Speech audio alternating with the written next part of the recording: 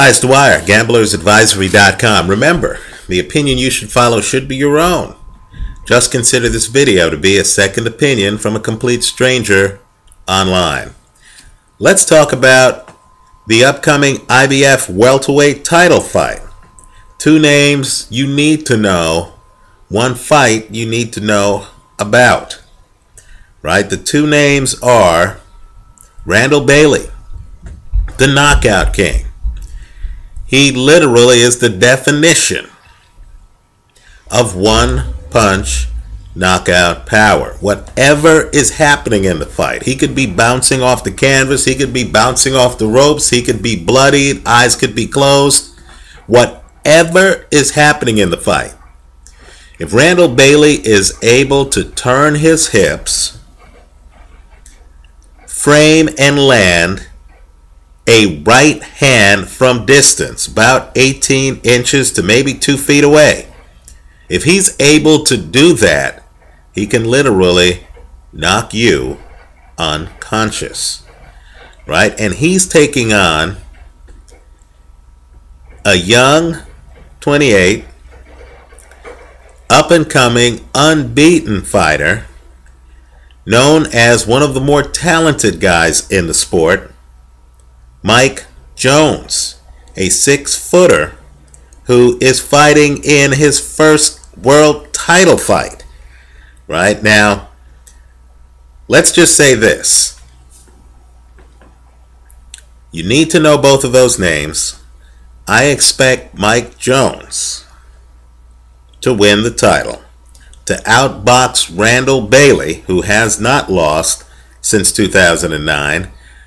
The bet I'm recommending is Jones to win the fight, straddled against Bailey by KO. Let me just say this as an aside. That bet's even more conservative than I'd really like to be, because I personally expect Mike Jones to win this fight by knockout. But I would rather be safer than sorrier when placing a bet with the casino, and I'd like all 12 rounds on the Mike Jones side of the aisle. Now let's talk about Randall Bailey. His entire game, and I mean his entire game, is to land that right hand. Right? Sometimes he lands it early, like he did against Sugar Jackson. Right? Take a look at that video. It's up on YouTube. Sometimes he lands it later in the fight. But when he lands it, it's lights out. So what he does to set it up is he has a jab that's really a non-jab, right? It's just there to blind you, right? He's not going to be confused with Larry Holmes or Carlos Monzon. His jab's not a pole that's battering you from distance where you either have to deal with the jab or you get bludgeoned, right? No, his jab is different. He wants to batter you with what's behind the jab, which is that right hand, right? So his real intent is just to set up his power punch. Here's the problem. This is the secret to the fight. Mike Jones is tall, a little bit taller than my cat here. Mike Jones is tall, and Mike Jones is able to fight from distance. So that jab's not going to fool Mike Jones. All Mike Jones has to do, in my opinion, to win this fight is to watch where he is physically versus Randall Bailey. In other words, Jones has an excellent jab. Jones is a great athlete, and he's the taller athlete. He has height on his side. If he can fight tall, just stick a jab out, stay outside. When he comes in, right, be aware at all times of Randall Bailey's nuclear bomb right hand. If he can do those things, he has the better boxing skills. He should win the fight. Let me just say, too, Mike Jones might be on the verge of superstardom, right? When you think about it, he has a huge punch. He's a bit of an enigma. Think Thomas Hearns, right? Jones had Jones has a huge punch. He hits as hard as anybody in his area code, right? 140, 147. Jones hits as hard as anybody, right? His plan A coming up, since he was always taller than everybody, his plan A, like Thomas Hearns, as a professional, not as an amateur, right? Hearns is an amateur, a little bit different. But as a professional, his MO was to just come, blow you out, right? Height's on his side, power's on his side. He would just get in there. He would blow you out. Then he ran into Jesus Soto Karass. One of the more intriguing fights of the last few years. And incredibly, Karass actually was the hunter in that fight. Jones had to fight off his back foot. Jones didn't really seem to know what to do as the hunted. He seemed confused in that fight. His plan A, to simply walk in, blow the other guy out, didn't work, and he didn't seem to have a plan B. But then something changed. He got the majority decision, not unanimous, but he got the majority decision in that first Soto Karass fight. He fought Soto Karass again. And let's just say he is a much better boxer than he used to be. He actually fought the beginning of that Soto Karass fight kind of like how Thomas Hearns fought the second half of his fight against Ray Leonard. Keep in mind, Jones has a big punch.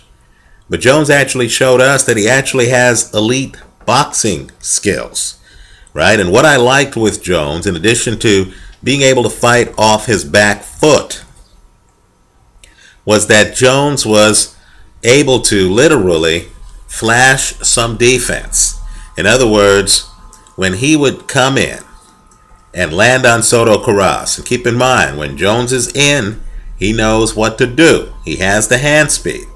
As he would back out, and this is something Paul Williams hasn't learned yet, as Jones would back out and Soto Karass would throw counters, Jones with his power hand, his right hand, the same hand that he's in there using to do damage, Jones would have that hand pulled back and would literally block the shot, right? Jones is wise in terms of covering himself up, even with his dominant hand. You know, a lot of sluggers like to just throw that hand and then just leave it out there.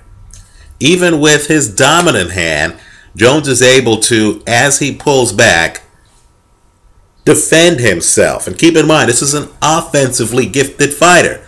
He's able to defend himself so that the punches don't hit him square. Also, he's in a Philly shell type defense. He likes to drop his left hand, which is a problem against a guy with the right hand like Randall Bailey, right? But what I like with Jones is he rolls away. Literally, he's rolling away from anything coming from the right side as he backs away. He has his shoulder in the way, and he's conscious. In other words, this isn't a sloppy offensive fighter who's just out there thinking about the punishment he's dishing.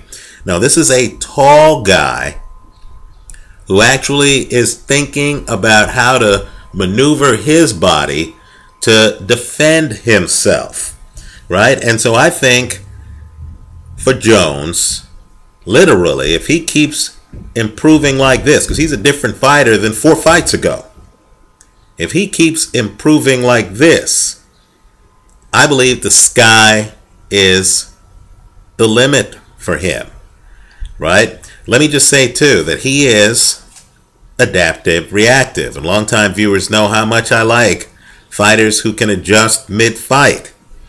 Now, granted, it took him a fight and a half to do it. But in the second half of his fight against Soto Karass, what I liked about Jones was that Jones literally figured out that he could land punches to the left side of Soto Karass's body, right? And even though Jones is a tall guy, Jones actually is quick enough afoot to jump inside and get leverage on power shots. It was actually impressive because he would hit Karass, then he would come back out. And he wouldn't get hit. He would block the shots.